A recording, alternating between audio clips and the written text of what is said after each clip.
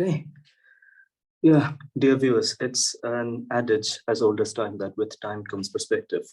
So, as we are all children of the 90s, it is in many ways incumbent on us to look back at the films we grew up with and analyze them with a dispassionate lens. And that's exactly what we will be doing today. And to do that, I have with me Ritwik Mukherjee and Tvisha Gupta, both of whom have been on this podcast before. So, yeah, welcome to you both. So, to begin, let's fix a period for our reference. So I think we decided on the period of 1990 till 2010. So it's a 20-year period. So of course, we don't have to go through each and every film that became popular in each of those years. Like as in each of the years between 1990 and 2010, but we can talk about some broad themes.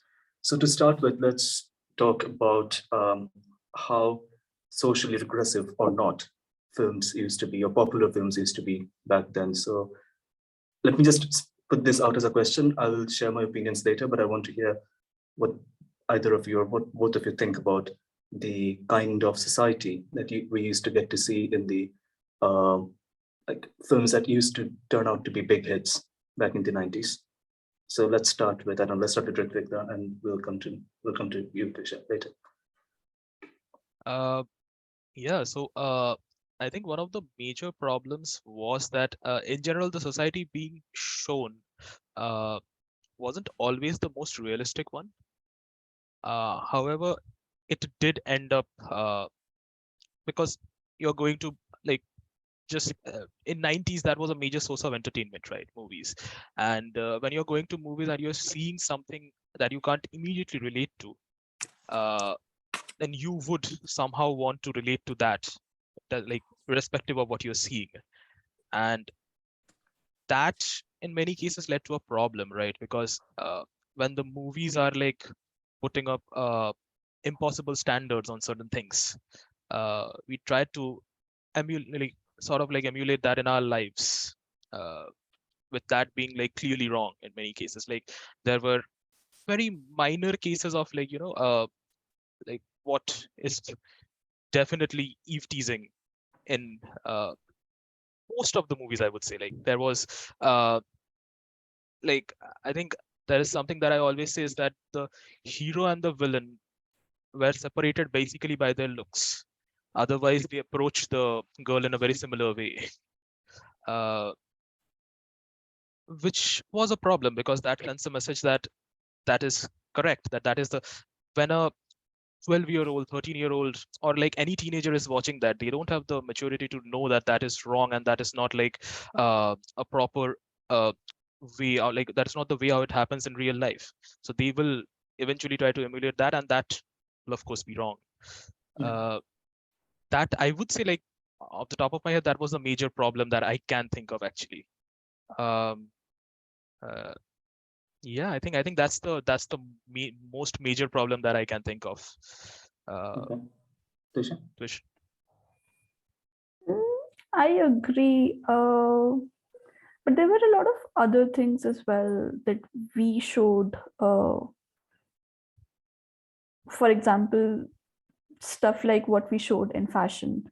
No matter how much we say that this movie was a very progressive movie, it had its elements of bias, of uh, just downgrading someone who's at peak, and those were just not acceptable things.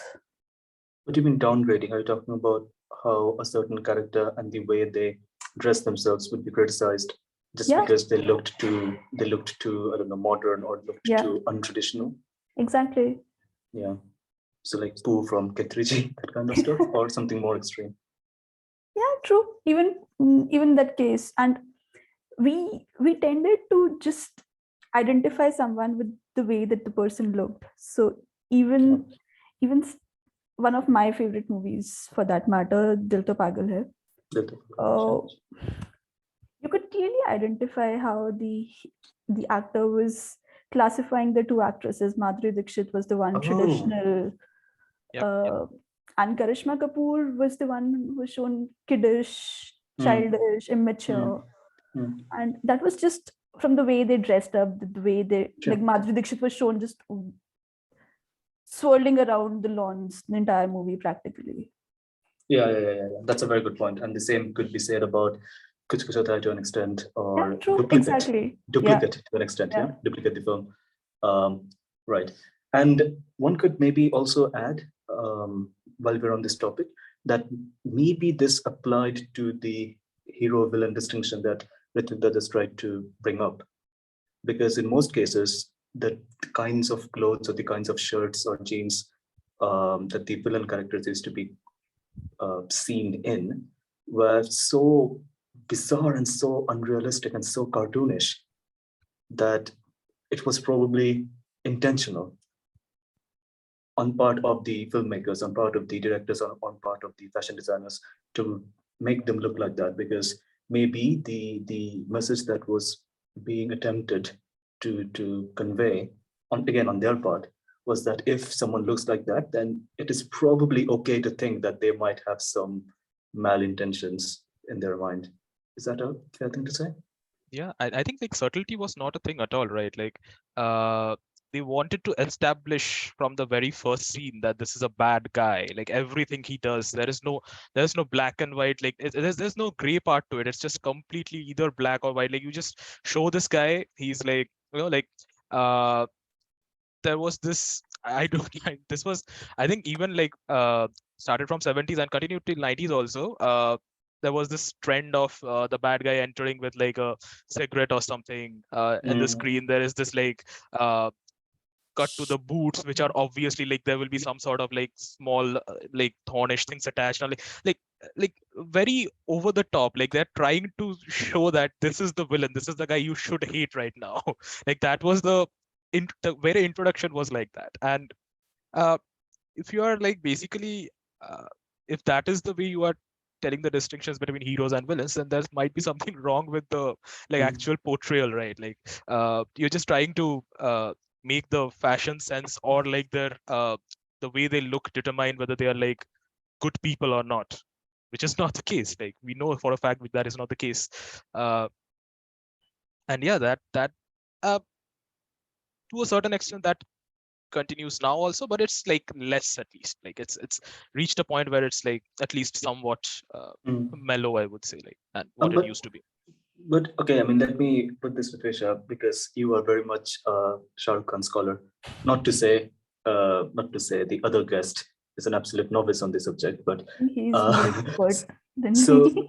so can't we say that there were actually films that did try to bring in some kind of subtlety, some kind of nuance? So if we look at, let's say, for example, Dar, like in Dar, the Shah Rukh Khan character turns out to be quite villainy, but he already was one of the biggest stars in the country by then, right? By the time Dar was released, Shah Rukh Khan was a big star, and still it was fine for him, or so I think now, to take on a role like that.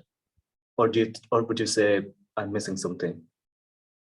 Actually, was he a big star by then, Ritika? I don't think I do not so. think so. Before DDLJ, so he was not a Exactly. romantic hero, at least. Bazikar had come out. Bazikar, like, but he was like starred as an anti-hero only. Like he was not a like the usual, like the chocolate boy romantic hero thing. Like, he was not that yet. Yeah. Right, but when can't we think of other examples where, for example, let's say Tere Naam. In Tere Naam, the Radhe character throughout the film, throughout the length of the film, does things that are objectionable, disagreeable from all possible angles. I mean, of course, yes, the songs were amazing, and the songs to this day are extremely popular. But just because of the songs, did we end up forgiving the excesses of Radhe's deeds? In this case, or I mean, surely there will be other examples if we look deep into Salman Khan's filmography, or for that matter, Saif Ali Khan's filmography from the 90s. Do you get my point? Yeah, yeah, I think that's just true. Yeah, like we, because the portrayal showed him as a protagonist, and like there's this thing about many of the Bollywood films of that era that like they did not always show the hero to be completely perfect, but somehow at the end they showed a point where like like the hero was going through some sort of a tragedy and everything, and they wanted the audience to relate to that, and sort of like it was very cleverly like put in the end in a way so that like the anything that happened prior to that you are like sort of forgetting. I'm guessing like the no, I'm like What the are some music, examples? the song and everything play a huge part in that. Like for example, Tere Naam. Uh, in our movies, if a person is dancing with the heroine, then he's the hero. Like, it's like no matter what he does, no matter how like aggressive his Yeah. behavior is. Uh, but yeah, like Tere Naam is actually a very good example for this. Like like everything that he does throughout the film is other than like one or two things where he like is against the people who are trying to like take advantage of the girl in the station. Like other than those one or two scenarios, he's always like doing something which is extremely toxic. It's like toxic Not just masculinity at toxic, its like peak. basically wrong or Yeah, borderline yeah, criminal. exactly. Yeah. So and by the end, like we are seeing him in a scenario where we are supposed to feel bad about him. Like Yeah. he did deserve most of the thing that happened to him. Like क्यों किसी को was it खुशी के बदले खुशी नहीं मिलती, blah blah blah. वफा के बदले, Tvisha, but yeah, then there is खुशी के बदले. I'm pretty sure, sure there is खुशी के sure, बदले. sure. So Tvisha, when you were growing up, did you see these films and the portrayal of society that was so commonplace in those films having an adverse effect on people around you or on people of your generation? I think we were too young to even realize the underlying things that were behind all of these movies. We just took it in a way like just how Ritwik mentioned, that the hero is always supposed to be a good guy no matter what he does. Right. Like I am reminded of a couple of movies which we enjoyed apparently back then.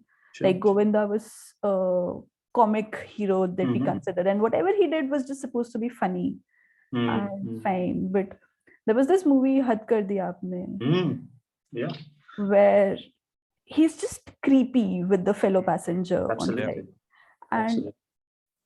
but he's the comic one, and it's just okay to be funny, right? Yeah. And we didn't consider that to be a bad thing back then, but now if I think about it, I'm like, ew, that's just creepy. Yeah, I think Govinda, I think, made an entire like career out of like creepiness. like everything, if you think about it, like hero number one, there's the song like Saato Janam Tujhko Paate. The song is literally just that. He's like going around like the heroine, like which is Karishma Kapoor. There, just like the entire song is that he's stalking this woman, and like complete stalking behavior, but that is the hero who turns out to be later like like they fall in love with each other. There's no reason to fall in love, by the way, like they just do for some reason. But yeah, and there's so many, like I think Govinda was at the like peak of like you can't talk about social issues in 90s movies without talking about Govinda. That's just like Yeah, true. But that is the whole point, that back then we didn't find it problematic. no, we didn't. Yeah, Didn't we Those though? were Like, supposed I mean, to be we like the were. family movies, comic family movies to be enjoyed. Yeah, but if one of us watched Hat Kar Diya Aapne or hero number one with our families in the 90s, surely our families would have told us at some point that this is not on. Like, this is funny, all right, but don't do this in real life, right? I do not think the thought ever Yeah. occurred to them. Yeah. I think at that point this was so like for them also, like you have to think from their perspective, right? From their perspective, this is an improvement over the 70s. Like they have seen even more aggressive movies back in the day. So they thought that as like, and in most of the cases, like like the people we are watching with did not mimic those movies in their own life, and they just assumed, I guess, that the like kids also won't. So I do not think, at least like the previous generation Indian parents are not like big on talking about such issues with their kids. It's like not something like, maybe after a point, sure, but like when I was 12, 13, these are not the things that we discussed much. appropriate behavior and stuff, sure, like if it ever occurred in life, then of course, but otherwise I guess they assume that, yeah, like when he grows up he'll learn or something like that. It's a problem, but it was there. Yeah. Would it, yeah, sorry. And he was just supposed to be a very harmless kind of a character. Yeah. That he's just doing it out of fun, no bad intentions. That was the entire portrayal that even the movie makers as well as the society had of him.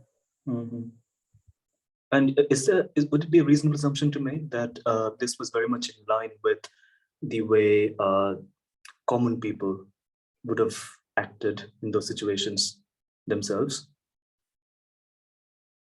Or would it be like the typical bigotry of low expectations? Well, that is questionable, I would say. Like I like we have seen all the facets, right? Overall, like we have seen people react like that. We have seen, of course, like a lot of decent people also. But yes, like it can be a decent question to ask, like that how much of the behavior of that particular generation was actually influenced by those movies itself, when they like because they actually like saw that, and like many people might have actually seen that and assumed that that's the way you approach, like maybe that's how you should approach.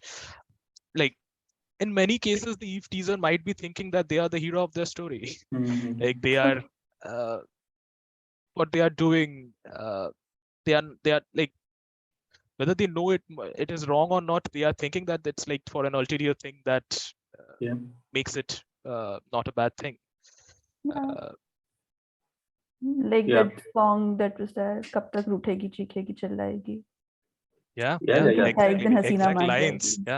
I'm very pleased to see that you remember the details, because this was a discussion I had with Ritwik before we started recording, that what if Ritwik's references are a bit too granular and your references are a bit too instinctive. So I'm obviously not pleased that these songs came out, became hits, and exist. Exactly, these were in people's minds to this day. Huge hits. So another thing that I was thinking about, especially in relation to Govinda and Karishma Kapoor, and for that matter, some of the other comedians of that period, would it be fair to say that the female actors, the leading female actors of those days who used to be in, for example, Govinda's films, are also culpable to an extent, like Divya Bharti or Ravina Tandon or Krishna Kapoor particularly, because they were saying yes to those scripts as well. Or should we say that?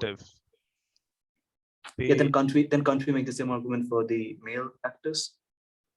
Well, when I'm like, okay, so once again, like when I'm saying that Govinda was like one of the actors who was like doing roles like this, I'm not actively blaming Govinda for them. I'm blaming like maybe the filmmakers, like David Dhawan. Like there are a lot of people. David Dhawan, yes. David Dhawan, Satish Kaushik, may he rest in peace. But like there are so many people like that who made the decisions, right? There unfortunately were not a lot of female directors back then, or even like there were a lot of script writers though, but like producers and directors, off the top of my head, I can't think of a lot, which means that there were like even if there were some producers and some directors who were like who were female, but the number was less enough that we can't think of anything immediately, right? And once again, like the actors or the actresses don't decide the story of the movie, right? Like it's like someone saw the script and thought it was good enough to make a film about it. The problems that were there, the like extra things that were added, was like all done under their supervision. So the actors and the actresses, they need to be in the industry, and if there are like these are the mainstream films that they need to do, they have to, like it's a job for them. They have to do that. In many of the cases, even if they had like some sort of like problem doing certain scenes, but they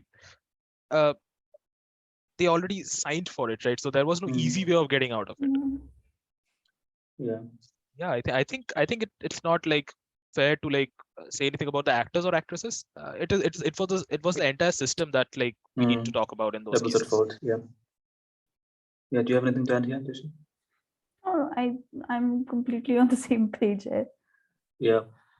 I mean, I want to move to stalking and inappropriate behavior as a broader subject. But before that, let me add this. So if we look at some of the films that came out in the 70s and that were considered hatke at the time, stalking was still quite commonplace when it came to the romantics and when it came to romantic matters. So I was mentioning Choti Si Baat. I was talking about Choti Si Baat with Ritwik right before again we started recording. It's a beautiful film. It's one of those rare films from the 70s that did become successful at the box office and had commercially active female characters with a lot of agency over their actions or over their conduct. But still, the way the Amul Palekar character approaches the Vidya Sinha character, Vidya Sinha, right? Yeah, Vidya Sinha. Yeah. Mala Sinha? Vidya Sinha, yeah. Vidya The, Sinha, the way they first get acquainted was a chance encounter at a bus stop. And then he just keeps following her to her house every day. And then one day he stops doing that. And Asha Bhosle builds out this absolute classic, Na Jaane Kyun, that's a song. Yeah, Na That Jaane is Kyun Hota Hai Ye, something bar bar. The Zindagi Ke title track. Saath. Yeah. The Sure. Choti Si Baat title track. So this problem of stalking being so commonplace and so quasi acceptable or literally acceptable has existed in Bollywood, or maybe as a corollary has existed in society going back quite a few decades. But the thing is, I don't know of any one who were, pursuing romance in those days who would later admit to having stalked the people that they eventually ended up with. Like my parents met in the 80s, and I mean it was quote unquote a love marriage. Uh, I haven't heard any such stories. I mean, I have heard quite a lot of semi-negative stories, like by my mom about my dad's side, but not exactly the other way around. But this thing has never come up. So was it just something that the films were showing, but that the actual what's the word, citizens of the society were decent enough or intelligent enough to avoid repeating themselves? Let's start with Tvisha now and I don't think I've heard any such stories, Yeah. but that might also be because people were not really too open about talking about such stuff.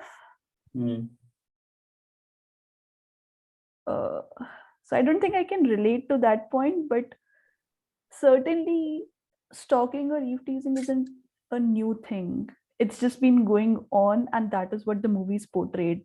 Yeah. You were talking about the 70s movies, Sholay. Mm-hmm. There were two characters, both dealing in very different ways, but both in some way or the other were stalking the girl. Yeah. Mm-hmm. Like even if we say that Amitabh Bachchan's character was all perfect and Yeah. that idealistic character, he was still stalking, he was still kind of observing what she was up to, Jai Bhadri was up to. Mm-hmm. And Dharmendra's character, too, we all know. Yeah. But Yeah, but those weren't things that the movie makers would have created from their own heads. Mhm. Yeah. Yeah. And you would say the same thing kept happening in the 90s and the early 2000s. Yeah. Yeah, sorry, I did that. No. Yeah, I think that's definitely true. It's basically it's a very interdependent system, right? Like the society and what the movies show. The society at outside India also, but specifically in India, the movies, Bollywood itself holds immense power, right? Like they, Mhm. uh, like what they are At least used portraying. to. At least used to. It could be I'm the like Telugu film now, industry next yeah. generation, and Now that's it has basically problematic in like sort quite a of, lot of other ways. yeah. Yeah. Now it has like divided in between OTTs and Bollywood and everything. But like even now, like media industry holds a lot of power. Like Yeah. in general, entertainment industry is like something. Uh, if that industry starts showing what is clearly wrong about the society in a positive way, that's just like that just like sort of promotes that sort of behavior, right? Like uh, it can be argued that maybe that is what led Yeah. to, like, they could have gone the other way, right? They could have shown that to be specifically wrong, and that might have helped society in a like much better way than it that the influence that it got actually. uh, Yeah. I mean, there was this clip from an old TV show that I sent to you, Ritwik, a few days ago, that was criticizing the way the female characters were written and dealt with in Kuch Kuch Hota Hai in the Yeah. 90s.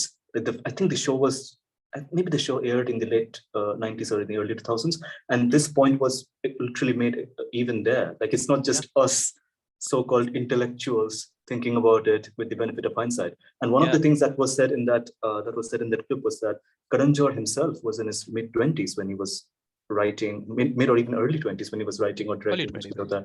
And yet he was absolutely comfortable. He was absolutely comfortable doing this typical duopoly, not duopoly, what's the word? This dichotomy of two kinds of female personalities, one very attractive, one not supposed to be attractive, and then only when the not supposed to be attractive personality changes to the attractive personality, attraction starts blossoming. So let's, I mean, okay, yeah, Tvisha, do you have anything to add to this? No, I completely agree. In fact, that was the first example that I started with Dil To Pagal Hai. One Yeah. was a tomboy kind of a childish Yeah. and mature girl. The other was this traditional, Yeah. soft-spoken girl who was shown as the better character. Yeah. And who finally ends up being with the actor. Yeah, there are some other nice examples, other interesting examples related to this nice girl fetish that maybe we can come to later. But before going there, I want to bring something else up.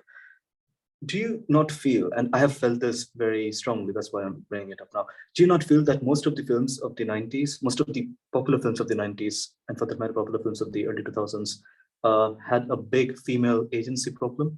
Like, most of the female characters were very poorly written, didn't have much depth at the level of writing.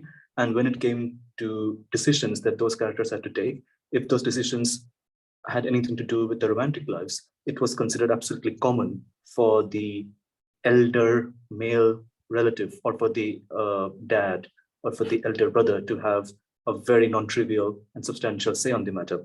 And in situations where such says or such advice was ignored, it was almost always the case that the guy that the girl chose, ignoring that advice, ended up being a villain, ended up being the wrong guy.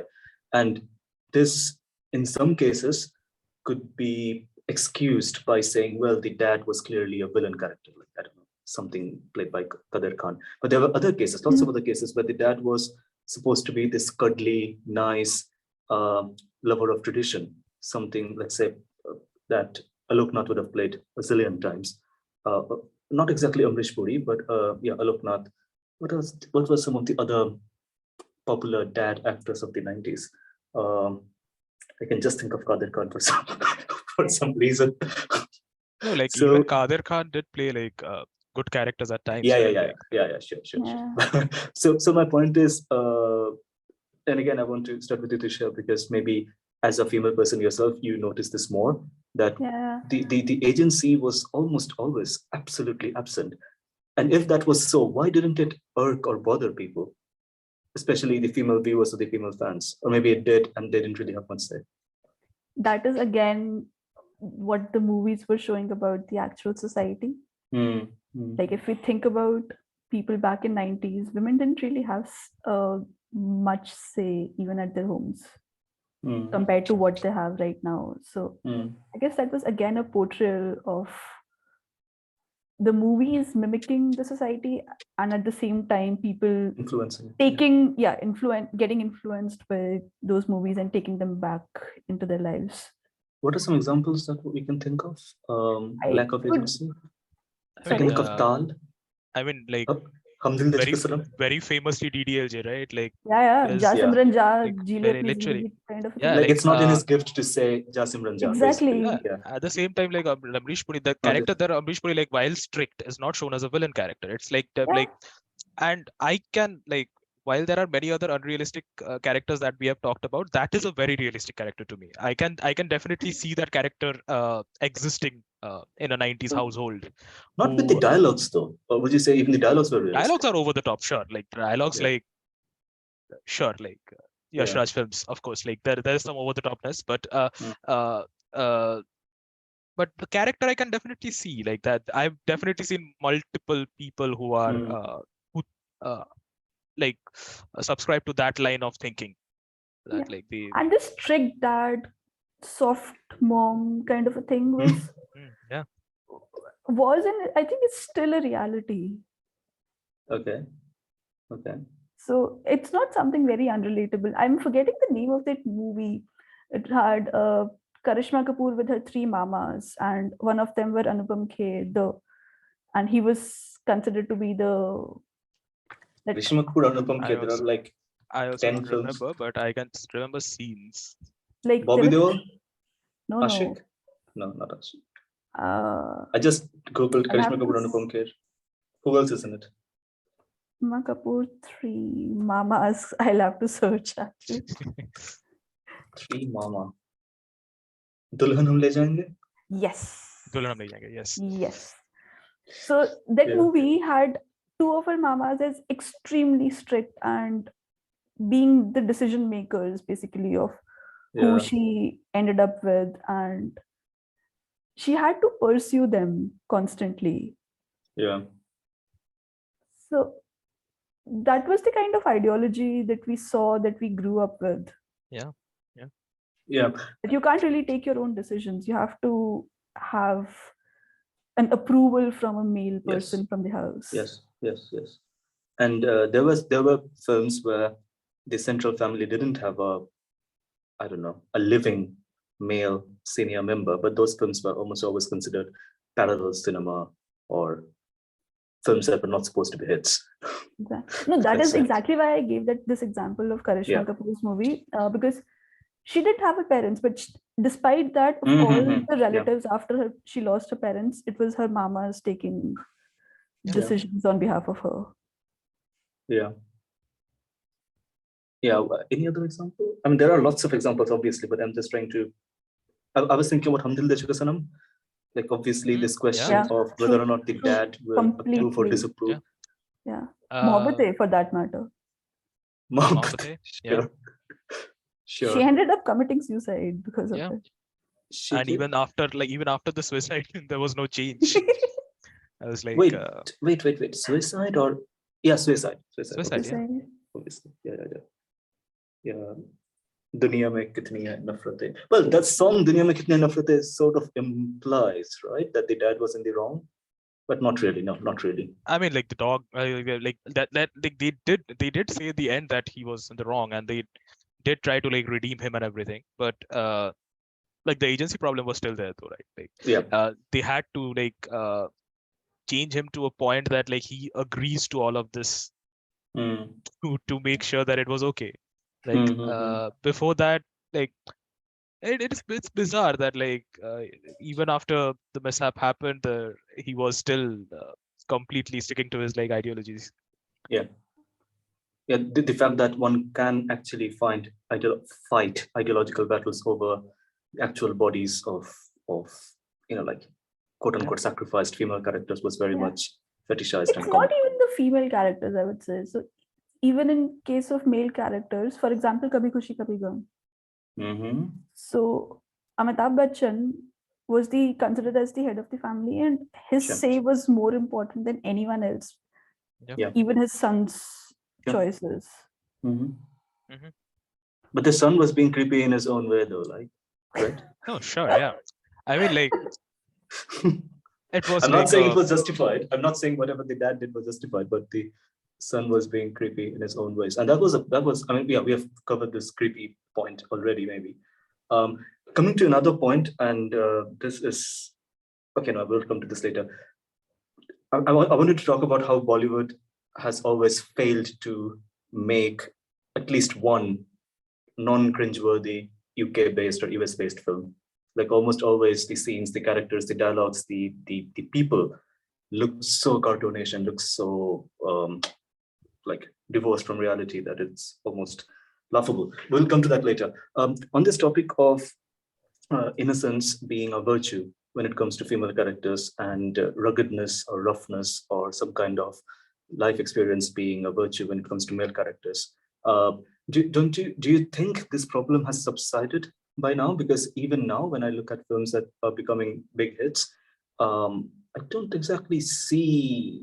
I mean, I do see lots of female characters that are I mean, to use a language from the old days, working women.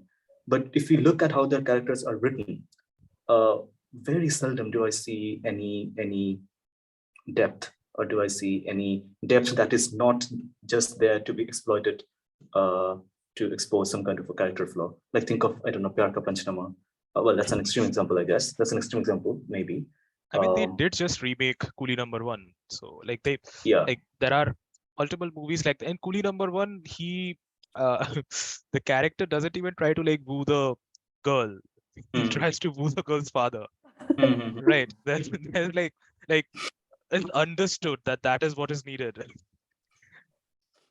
Yeah, but I mean, on this, I'll just say one small thing. Like with many of the Govinda films from the 90s, although the subject matter and the treatment of it, in many cases, were very regressive and very wrong, the way he used to act in them, in some cases, used to do a decent job at sending a positive message to a degree. For example, Kuli number one could say that it was, let's say, an attempt at showing that, like love should transcend all social boundaries.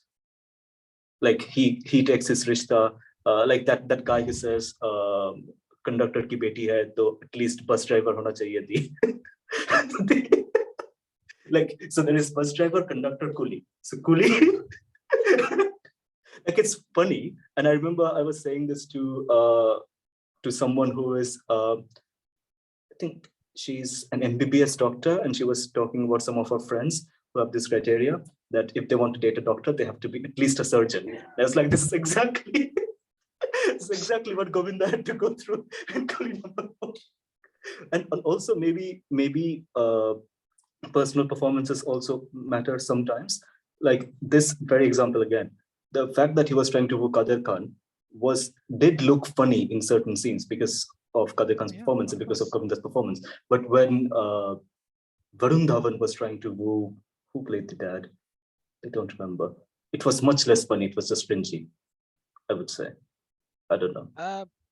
I think the fact, like, I think when you are seeing it also matters. Like, Yeah, yeah, we you will know always be what? biased. Yeah, Yeah. Now that is like, even when I'm seeing like older movies, like for example, I'm saying stuff about DDLJ. Even now, if I watch DDLJ, I will have like good memories about it only because the nostalgia is still like there. Like when I watched it for the first time, I didn't think of any of this thing. I was just like, yeah, yo, it's a wonderful movie. So that is, I think, the difference. Like when I'm watching like a Coolie number one, I don't know whose idea that was and why that existed, but when they are remaking movies like Coolie number one, and when I watch it now, no matter how good a job, like I'm not talking about whether the actor did a good job or not, but even if the actor does a good job, then also it will be very like cringeworthy. Like it'll be yeah. very like why does this exist? It will basically be like that. Yeah, Tvisha, do you have anything to add here? Mm. Cringe-worthy So, films and yeah. no, Okay. but the thing that you said about Doctor Ki Beti and kind of thing stuff, I think that's there even now. Yeah. Yeah. Also in society, maybe. Also maybe in Yeah, society. very much there. Yeah. So like recently we made a matrimonial profile for my brother. Yeah. And we were just looking at the kind of preferences that people have. And yeah, Yes. I saw it with my own eyes when I, with a friend, tried to play this little game. Like what kind of, and actually this came up in the last podcast episode I recorded, not with you, but Okay. the one after that. Like I tried to create this profile to see what sort of demands are being exactly put forward by the females in the space, like on the website.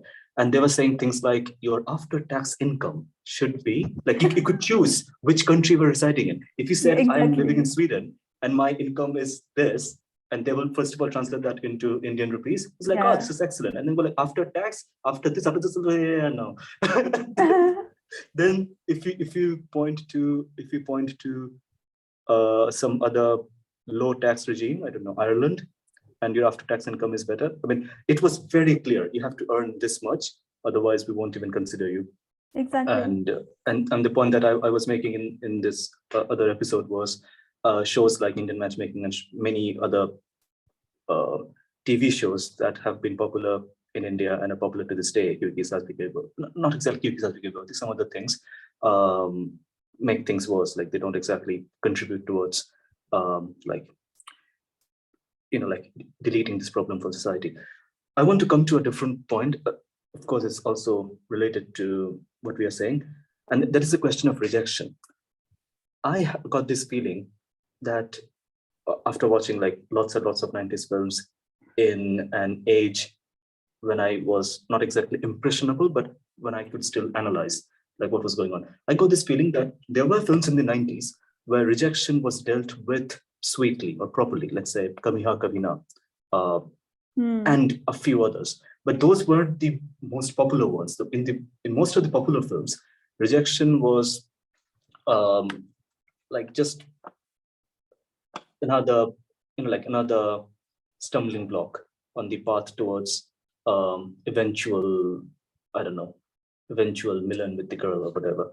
And I mean, do you think this was? I mean, I would be. I don't want to be skeptical enough to think that this was actually considered normal in society at large. Not at all. Then why were all these films so hell-bent on promoting this narrative? In fact, Like they they, promoted and imbibed this thought within people that rejection is not a good thing. Like the way that Kajol just vanished in Kuch Kuch Hota Hai, Mera Pehla Pyar Adhura Reh Gaya. what? Kajal You Kohli don't movie. remember? Yeah, you Yeah, don't but is remember. that? But okay, you're That saying that was was a also. rejection. You're saying that was also a response to rejection. Okay. Yeah. Like those kind of reactions where you show Hmm. that people just go away. Okay. I mean, Okay. That's not normal. That's a very decent point. I was thinking about the other kind of unacceptable response to rejection, where you go, like ishq mein na ke matlab to haan hota hai. This was Teranam again, right? Or like Ranjana, or Yeah. or Harish Tudian. Kabir Singh. Kabir. Decent one. Yeah, but Kabir Singh, the girl wasn't saying anything. Like that was problematic in a lot of different ways. Like she was just mute. Even that, like, if it's not a yes, it should be a no, right? Exactly. That's true. No, there were some other absolute howlers. What were the other ones? Like were rejection. Like the girl said no, and the guy was like, "Yeah, I'll keep trying." And then the keep trying part is never subtle. It's very aggressive and it's very on the face. And the girl is always shown to finally say yes or to finally give in. Yeah. What are some other examples? There are. Dhadkan, for Yeah, that like matter. She so even many. got Dhadkan. married. You're saving our day time and Right. Yeah, again. like Yes. Dhadkan. Yeah. Saving our day as in examples, I told Ritwik that like we should be absolutely on point with our examples and yeah, every yeah. time. Yeah, Dhadkan. Absolutely. Dhadkan. Yeah. She 50. got married, yet Yeah. he Yeah. was following her, yet he was doing Yeah. all kinds of things that you would not consider acceptable after a Absolutely. rejection. Absolutely. Mohora. Or Yeah. Yeah, sorry, Ritika, do you have anything to say on this rejection angle? no, like once again, like that is something because I think those are things that we heard in like, school and stuff also, right? Specifically, I think the teenagers are the most influenced because they are just like going through that change when they are like starting to realize like they are maybe like falling in love for the first time and stuff like that. Not even love, like even small time crushes and stuff like that. And when there is an obvious rejections, the friends are saying, "Oh, that's fine," like like can keep pursuing, which should not be the case. And their only source of this information is Bollywood in most cases, Movies, yeah. post Bollywood at least. Yeah, but So do you think that was the source, or do you think that was just an instinctive thing to say for like a 11-year-old or a 10-year-old? Where mean, did they learn like, this from? yeah, like instincts are usually like in most cases like dictated by some external source though, right? Like, Yeah, I mean, my question is, must they have learned it from somewhere? They can't Couldn't learn it? it from their parents, right? No, I mean, couldn't they just have thought about it? I mean, then and there on the spot. no, why would they think about this though? Like, okay, so like let's discuss something like that is not exactly rejection in love, but some other rejection. You go to a shop, you don't have money, you ask for a chocolate, they don't give you chocolate, you're done. Your friends won't say, okay, keep pursuing the chocolate, you'll get it at some point. Oh, why should it be different for any other thing in your life? Yeah, If yeah. you're like, if there are any sort of thing that you are like any sort of thing that you're pursuing in life, there should be a similar sort of like thinking should be similar, right? They Yeah. know that pursuing something that is not uh, that you don't have the right to pursue is not a good thing to do. That is something that they already know. They have been taught. They have Yeah. been taught not to steal. They have been taught not to do a lot of things. So like the most logical conclusion should be that when you are being rejected, you should just There should be a corollary. Yeah, there should be a Yeah. corollary of some of the Your other. shop example actually reminded me of that DDLJ beer scene where he just goes and he yeah takes that beer, yeah yeah yeah yeah yeah despite him being told that, okay, the shop is closed. yeah That yeah was yeah, probably inspired from Before Sunrise, which had come out that very anyway.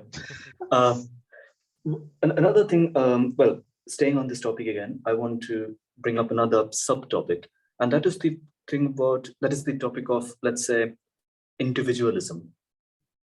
At what point in a person's life do they become their own self, where they're not exactly uh, thinking in terms of what their parents might react to, how their parents might react to their thoughts.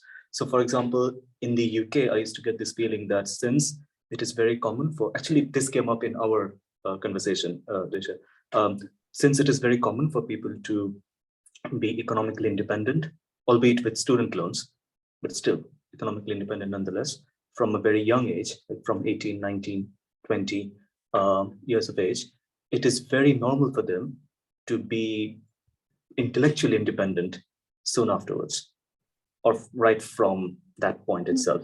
So it is never almost considered reasonable even to ask for what a parent might think about a potential boyfriend or a potential girlfriend, or what a parent might think about, like a holiday plan, or supporting a certain political cause, or supporting a certain ideological movement. Do you think this is, I mean, I feel that this has always been a problem, or a feature, let's say. We can't even call it a problem, maybe, because maybe it is just a reflection of the society that the film was being made in. I feel that this has always been a feature, as I said, in Bollywood films, in popular Bollywood films, obviously, that you almost always see the parents being an important, let's say, the parents being important players in all kinds of decisions, even when the characters are supposed to be adult enough to make their own minds on things. And again, as I just said, this doesn't only apply to romantic matters; this applies to all sorts of issues. So I was thinking about, let's say, Yes Boss. Well, no, it is still a romantic matter. Like when they're trying to be fake husband and wife, and the Juhi Chawla character stays over, and the mom does something, and she like that melts her heart, and all that stuff, all that stuff. And of course, this maybe goes towards the point where we're talking about this infantilization of female characters. Like she knows it's a game. She knows they're just playing some characters, as in the character in the film knows that she is playing a character, but still she just looks at one bangle and she goes, "Oh my God, I have to marry this guy." Like that's, I mean, no one in real life would think like that, I would hope. But I mean, first of all, do you agree with this analysis, and why do you think this was so common? Maybe it is still common actually. For this reason and other reasons, maybe it is very difficult for me to sit down and enjoy a contemporary Indian film today. Like whenever I see the parents being asked to interfere or interfering, I go like, yeah, I can't really relate. And even if I can relate, I hate this aspect of society, or I hate this aspect of like the universe of this film. Yeah, sorry, let's discuss this. I think that's just the difference in the way that our culture is compared to a lot of other cultures. And India still has that joint family and traditional values kind of a culture. So I think it's just normal in that case, or it's considered to be normal, I would say, for everyone in the family to just look up to what the elders are suggesting, the Zurbeka experience, basically. And do you think this changes when you go up the economic strata? To some Not extent, so much. but not Okay. too much. Not too much. Okay. Yeah, Ritwik?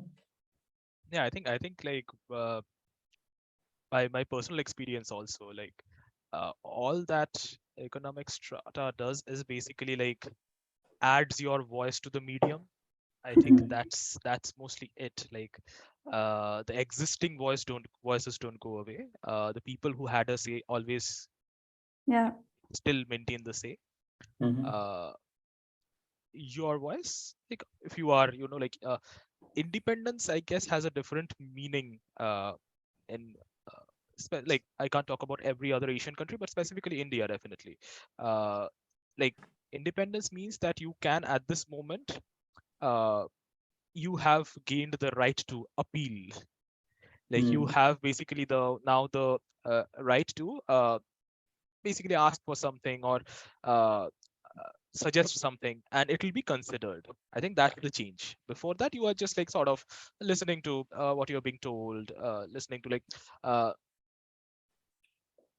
again, like I think this is actually something that I can see like the even the UK thing that you mentioned, like getting self-sufficient at a very early age. Uh, I think the I think the thing that, in my opinion, would be the correct would be somewhere in between these two, maybe. Uh, I do not completely condone that. Also, I do not completely condone this. Also, there should be some midpoint where you should have like more agency, and at the same time, you should have like I think like uh, we know that like the legal adult age. I know what I was at 18. I don't think that guy would have like made any good decisions if left completely to himself, right? Uh, so yeah, I think there should be a proper middle ground of these two, which we can try to attain, sure, but at the No, moment, but we're talking about like film examples. Like, can you think of any films where this was very much a problem or a feature? yeah. So like if we're talking about the fact that like everyone, I think like while the film doesn't show it as a problem, but every single Suraj Barjadia film, right? Like it's basically Absolutely. like this complete family thing. Nothing wrong can happen. They are making decisions together. They are having fun with making decisions together. There's a dialogue by I think um I think this was Hum Saath Saath Hai. There was Hum this Saath Saath? dialogue ki like what do you consider to be a happy family? The happy family is the family where we all sit together to eat, and the women of the house make food for us. Is a happy family. This is the dialogue in a Yeah. film that Yeah. someone says. Like there's like so many things wrong with that. Like it's it's just that it's like basically a very I just feel that the whole thing about like at some point we just sort of started misrepresenting what our culture should have been also. I think we Mhm. just like sort of attached more values to certain things and attached less values to the others. Like thinking about what I'm guessing, like movie makers would just think about what would sell. Like they don't have any reason Mhm. to think about anything else, and that is what they did, uh, Right. And which yeah, did influence a lot of things back in the day. another point that is very related to this is probably the false emphasis, at least in my opinion, false emphasis that is often laid on things that are considered to be vices, taboos.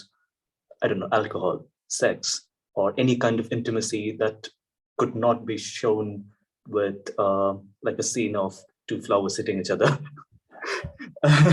And I got the impression, and this came up in our KK episode, that until the Butts started making those films in the 2000s, intimacy in Bollywood films was almost always a very absurd topic. Even when they wanted to show something intimate, they ended up showing a song. Yeah. Silsila. Silsila. They're literally showing this is before 1990, obviously. They're literally showing an extramarital affair. And what's happening? Dekha ek khab to ye silsila hai. Literally, that's what you're having an extramarital affair and you're singing Dekha ek khab to ye silsila hai. Yeah. Like do something like else. And something more realistic, maybe. So this, and also when it comes to matters of sex or when it comes to matters of intimacy, the asymmetric emphasis that is often laid on the female characters or the deeds or the conduct of the female characters was also quite noticeable and quite galling, right? For example, you look at Kya Kehna, you look at Hmm. you look at, can I say Pardes? Salam No. Namaste. Salam Namaste. Yes, Salam thank you. namaste. Yeah. Absolutely. Uh, Salam Namaste. You look at what was that film with Satish Kaushik? Satish Kaushik directed it, and it had that guy who was the Tere Sang. Tere Sang, but that's about teenage pregnancy, I think. Tere Sang. It had that guy who was Yeah, the yeah. lead actor in Mera Pehla Pehla Pyar.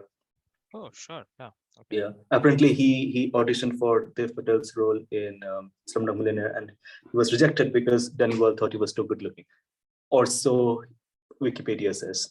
Anyway, Yeah. that's not really relevant here. Yeah. So on matters of intimacy, I've always felt that the portrayals have been just too unrealistic and often too regressive. And also, when it came to female characters, the emphasis or the quantum of punishment that people have thought, or the characters in the films have thought justified, have also been quite asymmetric and disproportionate. So, can you share some thoughts on this? That's definitely true. But once again, I don't think always should be the word there. There are certain filmmakers who did try their best, including like Mr. Raj Kapoor, who did try a lot to, uh, Sangam? in many of the things, to like show intimacy the proper way. Uh, but then I think after 70s there was almost no attempt made, for a very long time Mhm. at least. These are, yeah, like you said, these are like topics that were treated completely as like complete taboo topics, and people didn't really want to go over there at all. I think there was a certain aspect was definitely like the censor board being Mhm. Uh, I should not call it strict, because it's not like they are not being strict about the correct thing. It's like they were just like being stingy about it, I would say. Yeah. uh, which also led to many of these things, and not everyone had the like amount of hold that Raj Kapoor had, that they can bypass it. uh, Mhm. but Or Shashi Kapoor for that matter, if you have. I mean, like I would Yeah. say like Kapoor's at that point where, uh, if that trend was followed, I really think like the industry would be at a very different place right now. Mhm. uh, But in the 90s, like, can you think of examples where yeah, intimacy was so shown without like a disproportionate amount of shame attached to it? in the 90s, Wasn't there a scene in Hum Dil De Chuke Sanam where the Ashwarya character says something like yes, hilariously stupid about, yeah. there was like, I think they were trying to kiss and she says like, what if I get pregnant? So yeah, there was a scene. Yeah, yeah, there was. I don't know how that existed, but sure. Uh, but yeah, like over the 90s, I think there are. I don't think I can't like at this moment at least I can't think of any example that Yeah, no, showed. another thing, Trisha, let me ask you this as an added question to what I asked Ritwik. Do you think it was maybe,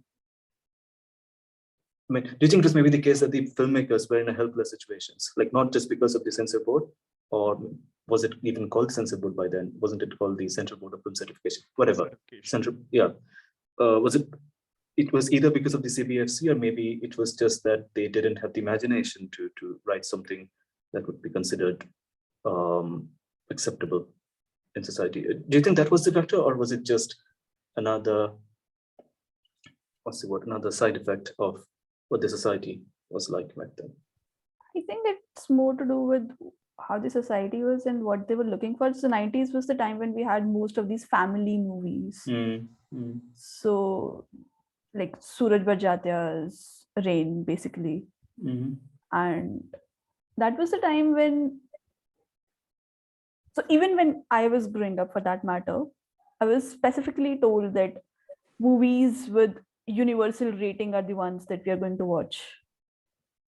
Yeah. So I guess that was the entire vibe around the society as well, and that is what the filmmakers also took. I don't think they had a lack of imagination, but they just did what was expected from them. Right. And they just wanted to make family movies. Can you Which is think why of we any had all these examples? long named movies. Yeah. Hum tumhare dil mein Yeah, rehte hai. Sure. yeah. You just start saying a sentence, and by the time you end that sentence, you will have uttered the name of some film. Hum aapke hai kaun? Hum aapke, yeah, things like that. Yeah. What, And and even the family movies were shown very weird because now again I'm forgetting the name of this movie. This was Anil Kapoor who gets into a 1-year contractual marriage. Yeah, this is Hum Aapke Dil Mein Rehta Hai, I think. अच्छा वही है हाँ. Yeah. Because I had the song like Pehle Kabhi Jo Hum Na Kaha Lo Aaj San, like that was picturized on both of them. Yeah. Kajol and Yeah. So it was supposedly a family movie, but it was just very cringy. Absolutely. It was, yeah. Absolutely. And it was showing like the father taking the side. What was the name of that film, Ritika, that was about rape, and Anil Kapoor was this character who refuses to accept someone who has been raped and then does accept her? Yes. It's in the list. Anyway. I forgot the name right now, but yeah. So I want to add something else here. So Trisha, do you think maybe if they didn't have this CBFC problem, the censor problem, they would have made different films? Or was it? No, that is exactly what I said. So it's not just a censor board. I think there was a live censor board in the form of the society itself. What the society is expecting people to be making. Yeah.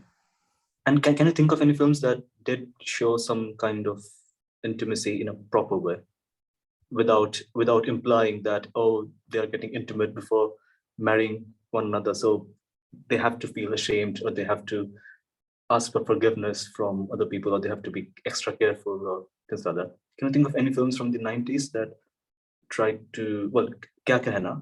Yes, I mean, towards the end of the film, I mean, it's a horrible film by all measures, but still towards the end of the film, the female character turns out to be the virtuous one, and maybe it's more a comment on hypocrisy, or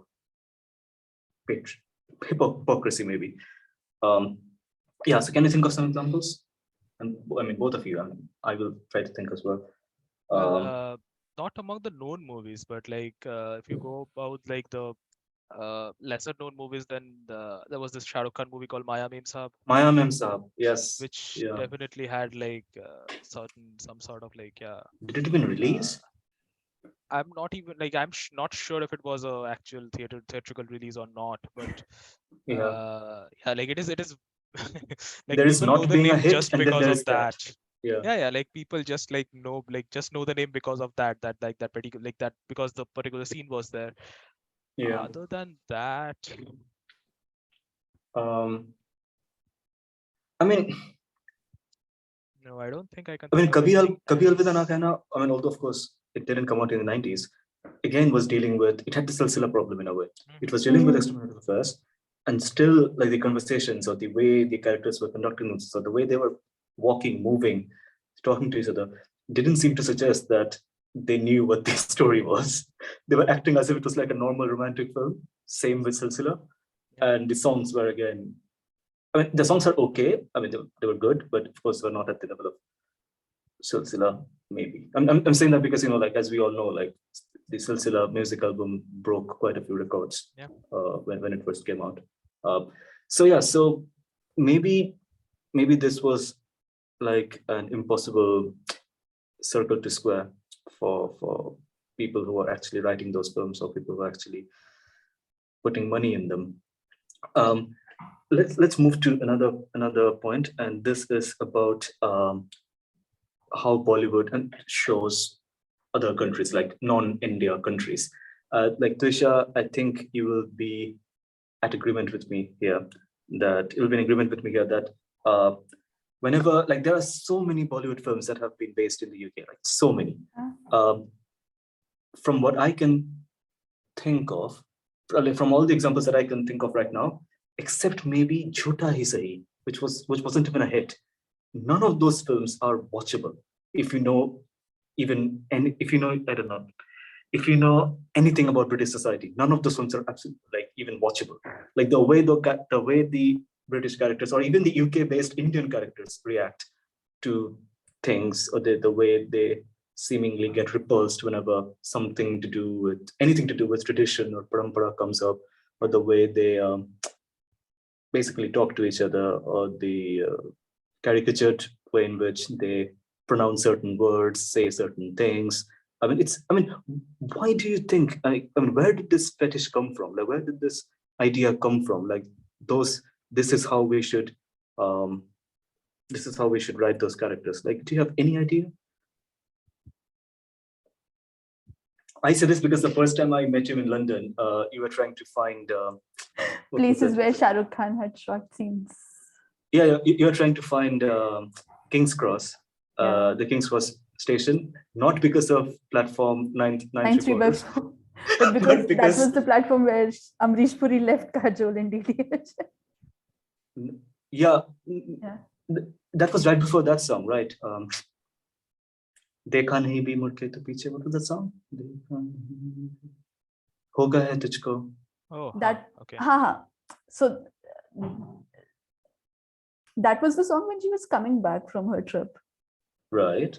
was- Oh, yeah. Sorry, yeah. No, I remember now. Yeah, that wasn't why. The why was because Amrish Puri, left it there. Yeah. So you have been to the UK enough many times. Do you agree that Bollywood's portrayal of British characters of British societies have always been like hilariously wrong, or maybe intentionally? I don't think it would be hilariously wrong. So, for example,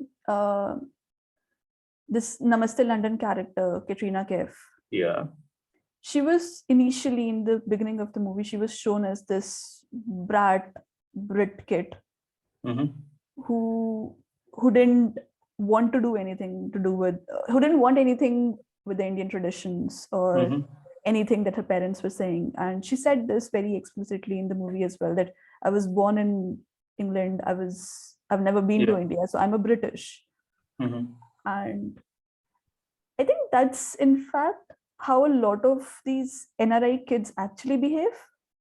Like what we call those ABCD, right? ABHI? What is it? American born confused this. Exactly. Okay. I'm thinking about this. Yeah, you know what I'm thinking of. Yes, but no, but that is how they actually behave. They don't want to be related to India. They're proud to be called British or Americans. Sure, but in my experience, there is a spectrum there. which and it goes both ways. So one way, and this is called the coconut problem, like you are brown from the outside, white from the inside, and one way is to see it as when people say that many kids, especially in Bangladeshi communities and some Pakistani communities, are more socially repressive than their parents now, because they saw their parents reject their native traditions to become more assimilated into British society, for example, and they don't want that. They want to be more connected to them, and that is now leading to other kinds of problems. But yeah, Namas London could be an exception. Yes, I do agree. Although Namas London had a big problem, which was that the very thing that the film was showing, like taking an Indian origin British kid to India under false pretenses Yeah, and marrying her off. This literally is a huge problem in the UK. I completely agree. Like literally exactly that. Like not even some. It's not even a broad arranged marriage point. Or a broad arranged marriage problem, but this literally is a huge problem in the UK. And there are like charities, there are like home office programs that are trying to do something about it. I mean, they call it forced marriage. It doesn't so much affect the Indian community; it affects the Pakistani Punjabi community more. But anyway, that's a different topic, I'm sure. Yeah. So Ritika, No, Bollywood so and I was for thinking this. about like when I'm thinking about Namaste London, that's another thing because I have like the part of part of UK that I've been to is like not like I've not been to London and those areas. So uh, what I wanted to ask is that like you remember Namaste London, I'm guessing both of you have seen. So you remember the scene where there was this almost like forced patriotism that was there when he gives the Mm. huge speech about Mm, like mm, why mm, this mm, is. mm. Have you like have you heard No, any of no, the like Britishers say those things no. like about like what India like have you seen like what induced that speech basically like Yeah. some There was this one group character of that was being unnecessarily catty and insulting yeah of yeah yeah Indian society and the Indian system. because like I have like worked with a lot of people who are like from Britain and like they are very respectful like they are like in general like I've never seen anyone like dissing India that much directly because that was not even dissing, that was like just like openly bad mouthing, right? uh Maybe that which was a plot leads ticket. Maybe that was a plot ticket it for was a the plot ticket, I'm just saying it yeah. was the wrong plot ticket. I'm like It I was understand that unrealistic, maybe, but yeah. it was Um, extremely right like so uh not something that I've ever seen like in most cases I've not seen that like uh that sort of thinking to be prevalent nowadays at least. I'm sure it was there yeah, back in the but day, which what led to the Namaste was problem. But yeah, 2006. Namaste was 2006. You look at films that have been made with Bollywood studio money and have been based in the UK since then. There have been films like Atithi, not Atithi Tum Kab Jaoge, the other one, Atithi Phir Kab Jaoge or something. sure, It huh? was so cringy. Like they show this family, this Indian family played by Paresh Rawal and this Indian older couple visiting the house of the Kartik Aaryan character in London, and the wife of this couple, this older couple, um, reacts in a very strange way to the sight of a black child. Sure, yeah, It's just so. I mean, we can't anymore say that it's ignorance. Oh, they don't know. This is just totally impalatable. It has to be something else, and that's my I don't know. I mean, that's almost always a big problem for me. Like this is not on. yeah, This is yeah, like seriously problematic, and if you're doing that, there better be some decent artistic reason yeah, yeah. as to Like why you're thinking that's required for around this the film. time where like so many forms of entertainment are like getting so big on representation, right? Mm. Uh, at that point, something like this still being prevalent, even as a even when intended as a joke, is not okay. Yeah. Okay. On this point, let's quickly we said we will be here till 6:30 Indian time, so we have around 14 minutes left. Let's quickly enter one other topic, and that is the topic of colorism. There was a scene famously that was deleted from DDLJ where the Farida Jalal Jalal, Khanum yeah. Jalal, yeah, Khanum is Uh, the singer. Yeah, where the Farida Jalal character says to the Kajol character, the Kajol character, that she shouldn't worry too much about her skin color. And no. That is what she says, right? Like, She says, जब हम तुम्हारी उम्र के थे, हम तो ऐसे गाल में like ऐसे गाल pinch करके चले जाते थे और pinch गाल करके चले अपने आप जाते लाल हो जाता था. And Yeah. so I mean the implication being obvious there, like no, it doesn't need to be said out loud. So do you think Bollywood, or for that matter, popular Bollywood films from the 90s and the early 2000s, have always had a problem with equating fair-skinnedness with conventional beauty? I think we can go beyond Bollywood on that. I think India has that problem in general. Exactly. No, I'm talking about Bollywood in particular, because there were, I mean, I was asking you this, I think a few weeks ago, like, let's think of examples of Bollywood actresses who were not conventionally fair-skinned, who were also, like successful or commercially successful in the 90s.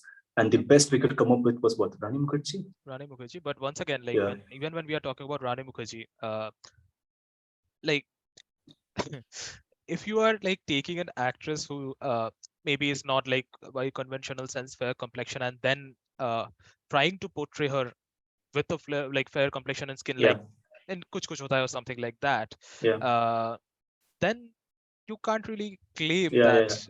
Like, because in Hey Ram, that is what, like, I think I said this before also, like in Hey Ram, that is what happened. Like Kamal Hassan asked her to act without any makeup. Completely without makeup. That can be a proper example of like taking an actress that fits the role instead of taking an actress because of like complexion and like the usual standards of beauty. But that is something that has always happened. Even now that is happening. That has not changed. It's like just there. I mean, I want to, like, Tvisha, I want to say, like, at the beginning, you brought up this point about fashion, which was a very interesting point. I hadn't thought about that myself. So can one make the exact same argument with, like the word beauty replacing the word fashion? Yeah, definitely. Yeah. And do you think, I mean, can you think of any examples where Bollywood actually went the other way and didn't go down this, let's say, wrong path? Bollywood has been racist since eternity, I think. Yeah, this is more of a colorist thing, right? Because when it's people are the same race here, if you want to define race in a, do you see what I mean? Like a fair-skinned Marathi is in the same, belongs to the same race category as a non-fair-skinned Marathi. So it's more of a colorist thing. Like you have to look a certain way when the light is put on you, maybe. I don't know. Sure. Sorry, you were saying something else. Sorry. Go ahead. No, I was just saying that Bollywood has been racist. So every bad character that we've seen in movies, that's a dark colored guy. You remember that scene from Tismar Khan where they call that thief Koila. Oh God, yeah. Farah Khan and her ilk are uniquely responsible for quite a lot of these things. Like a movie as classic as Lagan, where Amir Khan gives like the whole dialogue about that this guy will make us win. Like, what is this? Like, why do you have this much backwards thinking? And then keeps calling the guy Kachra. Well, he was called Kachra because he has to deal with Kachra. I'm sure his parents did not name him Kachra. Like they. I think that was more to do with casteism. Yeah, that's more to do with caste. That was like definitely casteism. And but in a way, one could say in the universe of that film, that was his nickname. But you can also say the character, after being so progressive or after being so for progressive, should have tried to learn his actual name and call him that. Yeah, like that is the basic. Like, I think I do not think like no matter who your parents are, they'll like name you Kachra. Like that just sounds like too drastic. But yeah, like that sort of defeats the point of the like whole thing that it tried to portray, right? That like they were trying to say that that this particular person, like Bhuvan as a person, is progressive enough to like think something like that. Yeah, there were so many films where, I don't know, let's say Joru Ka Gulam, where someone like Ashish Vidyarthi will play a villain, and the fact that he looks a certain way or is not fair-skinned will very much be a part of the equation. Or you look at a film like, I don't know, what was a film with Satish Kaushik and Anil Kapoor and Govinda? Lots of lot. lot. Yeah, so maybe, yeah, I don't know. This has always been a problem. And but Tvisha, Even can you with think of any? actresses, like Yeah. Mehuna, for example. Yeah. The first half of the movie shows Amrita Rao as a very dark-colored Yeah. college girl, and after the transformation, they suddenly change her color as Same well. problem. Yeah, exactly. That's the change her most color? bizarre part. Yeah, Yeah. there's a color change. Like if you watch Very the scene just significant. before, Yeah. there's a Like until tumse milke dil ka to yes. No. Wait. So- When she's singing Chale Jaise Hawaii. That she was very dark colored at that in that song. I mean, like just like do a before and after of that particular scene only, right? Like when she talks to Shah Rukh Khan or Sushmit- goes to like Sushmita Sen with Shah Rukh Khan, like see at that point and see the like exact next scene. Yeah. Yeah. And they were like, we have a song called Gori Gori, so Yeah. That's actually a good one. That's a good one, but by the 2000s, the word Gori, especially Tvisha, you speak Punjabi, right? Yeah.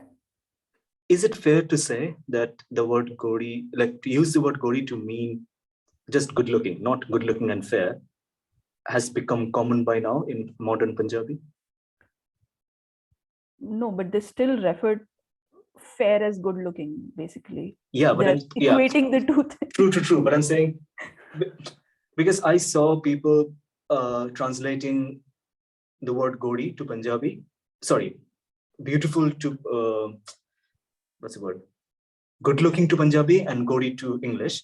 And they very instinctively, like without even thinking that, oh, I should be politically correct, say beautiful for Gori, not fair and beautiful. But you're saying beautiful is equivalent to fair and beautiful in this Exactly. realm. Whoever is like fair is considered to be equivalent to beautiful in our society, which is weird.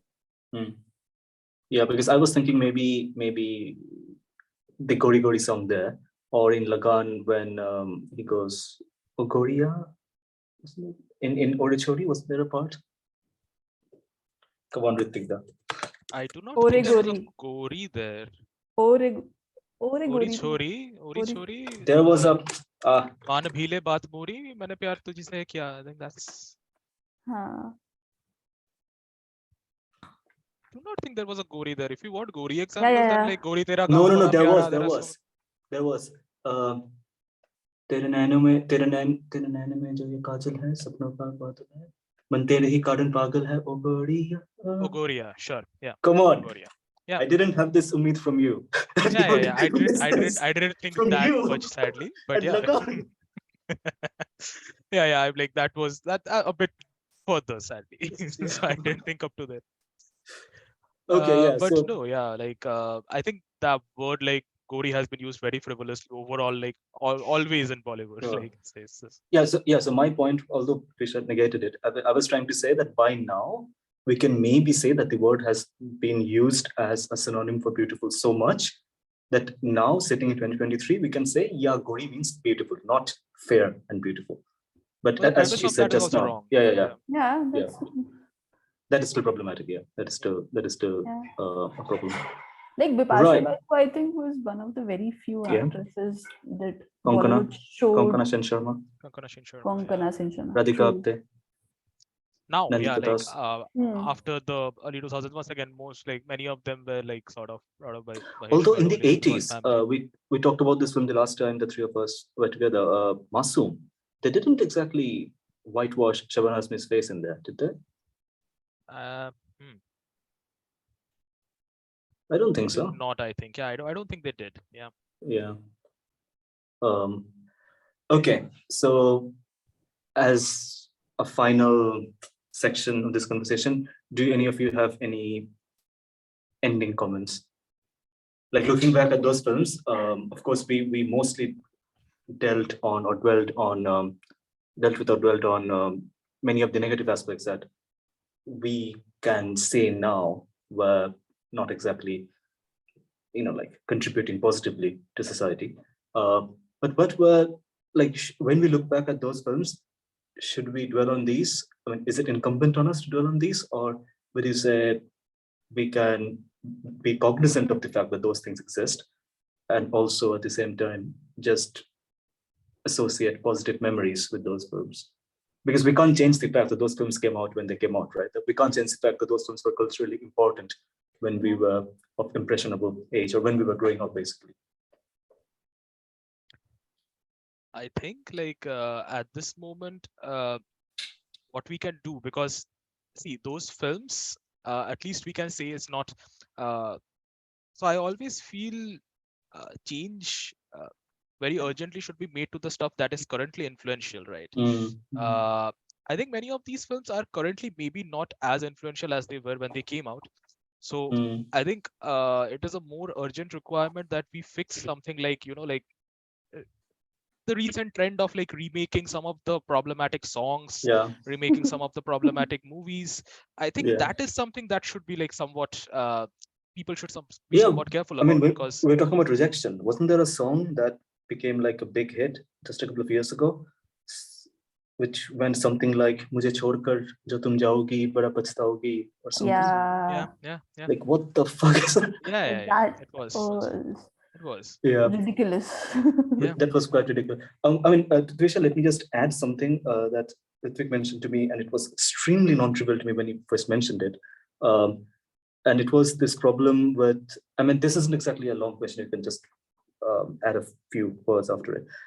So it was the problem with people like Imtiaz Ali, who are probably quite aware of the kind of social responsibilities that he might be expected to have. But at the same time, if you look at a film like, say, Jab We Met, this was Ritwik's point, the Kareena Kapoor character is very worldly, is very much her own human being, is very independent. But then she faces a lot of difficulties. Life gives her a hard hand. And for her to correct her path, she conforms to the traditional expectation of an Indian woman. And Ritik's point was this also happens to an extent with Cocktail, which was written by Imtiaz Ali, not directed by him. So do you have anything to say, and we can end with this, do you have anything to say with these kinds of subtle problems? Like, I am more than willing to assume that Imtiaz Ali is very aware of the kind of problems that we're talking about. And for example, when he remade his own Love Ajkal, 10 or 11 years after he made the first Love Ajkal, he sort of exchanged the roles. Like this time, it was the girl going after the guy rather than the guy going after the girl, the final climax. So he is probably more socially educated than some other directors. So yeah, so are you in agreement here that there are such subtle problems with some Again, other directors? this has been a problem since a very long time, like Judai, for example. The way that they Judai. show Urmila's character being transformed from where she started to where she Yeah. like she ended as being like the perfect traditional Indian woman. Yeah. This has been a problem. It's not a new thing. Yeah, I once heard Javed Akhtar say that his dad, Janisar Akhtar, in his private conversations used to sound very progressive about the role of women in society, about how people should conduct themselves in romantic matters. But when it came to his shairi, the woman of his imagination, his fascinations almost always took him to the traditional spaces. Like the woman of his imagination, this was Javed Akhtar's analysis of his dad's poetry, that the woman of his dad's imagination was always very traditional, very, what's the word?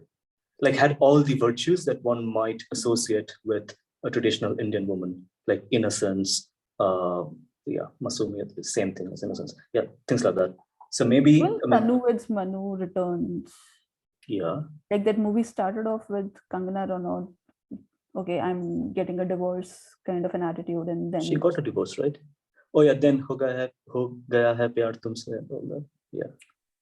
And then by the end of the movie, she was like the docile character. Reebok nahi to Reebok hi sahi. Do you remember that? I mean, Bollywood just loves that. Bollywood loves it when, like, a female, like strong female characters are introduced, and by the end, she realizes the error of her ways, Yeah. Exactly. and that is just And like, she lets go of the strong part and Yeah. remains like a traditional Masoom female Hmm. character. No, but wait, Tanuved's one of the first film didn't have that problem. no, Like it, she was, No. it did not. Yeah. she was very much her The own. second one Yeah, had this. yeah. And also, like if you look at films like RHTDM, like Ranatha, okay, Ranatha Mm. had Oh, a yeah, that's different, so, had like, a different problem. Yeah. But extremely problematic film. Yes. yeah. Okay, That's so another debate. before we end, just quickly, can you name 5 films that are actually filled with such problematic elements that people might not think of when they think of films with problematic elements from the 90s or the 80s? So Jab We Met, for example, was a non-trivial example. Judai, yes. Like Hmm. just like both of you, like or let's say, I don't know, the 3 of us, we can spend the next 2 minutes and then we will literally end the call or like end recording. Sure. Hmm. Jaane Tu Ya Jaane Na. I mean, yeah, Janito Yanada. Everything was so infantilized. No, it was. Although you did Yes. say that there are colleges where those kinds of things would be common, it is just our misfortune that we only saw CMI. I mean, that is true. Like, I don't think Janito Yanada. Yeah. I think like my college, I could relate to. Okay, we couldn't basically. Yeah, like, Yeah. How about uh, Ashiki? Ashiki. Not any, like, other than the uh other than like very few small usual problems. I can't see any bigger problem there. I don't know, Like, just nothing think. that In fact. immediately comes out. I'm sorry. Ishq. Nothing that immediately comes out. Ishq. Krish. Ishq. Ishq mein. Ishq. Oh yeah, Ishq, obviously. Yeah. Sure, yeah. Ishq. I don't think Ishq that's a mein definitely non-obvious had- had pick. the Yeah. yeah. It definitely had all those, like I'm sure, like, example wise though, Raja like, Hindustani. Raja Hindustani, True. Yeah. like, we didn't really talk about like the fact that all the We movies missed were Raja Hindustani actually. That was quite problematic. Yeah. The songs but were like good, but that's it. there were like at least like a few examples where Govinda has like 2 wives in films. Even Anil Kapoor in Gharwali Baharwali. Hmm. So many, like, and Kyunki Main Jhoot which Nahi is, Bolta. Yeah. I mean, which is fine if that guy is not portrayed as the protagonist. Yeah. But But in Govinda's case, he was the protagonist, and it he was was the protagonist. Yeah, like in Anil Kapoor's case also he was the protagonist. Yeah. yeah. BV Yeah, number one. BB number Wasn't it 1. Kyunki Yeah, Main Jhoot Nahi Bolta? BV number 1. That's right. No yeah. way. Kyunki Main Jhoot Yeah. Nahi Bolta was the double wife thing. Affair. BB number 1 was Yeah. affair, extramarital affair. Yes, Yeah. where the No, क्योंकि मैं झूठ woman नहीं just बोलता मैं double. He didn't have an extramarital affair. Na? Didn't he? No. Like with Sajan someone from the city? So Sajan Chale Sasural, he definitely had like enough like 2 wives directly. Yeah. Kyunki Main Jhoot क्योंकि Nahi मैं झूठ नहीं Bolta. बोलता was the one Yeah, where that's true. he That's true. he That was lies. the lawyer wala thing. Yeah. Yeah. But wasn't there a subplot with an affair? I mean, the film that I'm thinking I of don't remember right now. doesn't Like, not that dwell I can- on the 2 wives part centrally. That's why I was surprised when I watched it, because I watched it at a grown-up age. I was like, oh, he has an affair here. I didn't know. Anyway, it will be. Sure. But no, yeah, like trying to think of any thing that is It's all not right. like, It's all because right. there are like very few films that are not like outright problematic, like there are like someone like for example someone like Imtiaz Ali, who actually tries to portray like strong female characters, but still and some sort of subconscious ends up with something like this. There are like very few examples like that, because most of the people don't even try the first part. Anurag Basu. Um, He tries to be different, ends up copying a lot, but it's all right. I mean, sure, yeah, can be said somewhat, Yeah. yes.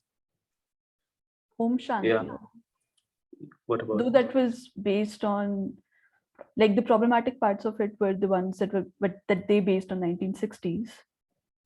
Yeah, the Arjun Rampal character was supposed to Yeah. be a bad guy, right? Although the what was his name? Okay, Mhm. in his like life number 2, he was also quite toxic. Actually, not toxic. He was a bit like narcissistic. He was full of himself. Well, And yeah, like he Yeah. was very yeah, yeah, but that's very Farah Khan, I guess. Um, okay. Yeah, Trisha, any non-trivial? No, I'm just able to think about the trivial ones, the very obvious Yeah. problematic Yeah, movies. Non-trivial like ones are the more most of the difficult. things were like just obvious, right? Like there are very few Yeah. things where they tried to hide it. Like it's most of the cases they just like, yeah, this is the norm. They were Mm, flaunting the problems. Yeah. yeah. Okay. Okay. Thank you both for being here. I'll stop recording, Yeah. and we can Thank maybe. you. Yeah. Thank you.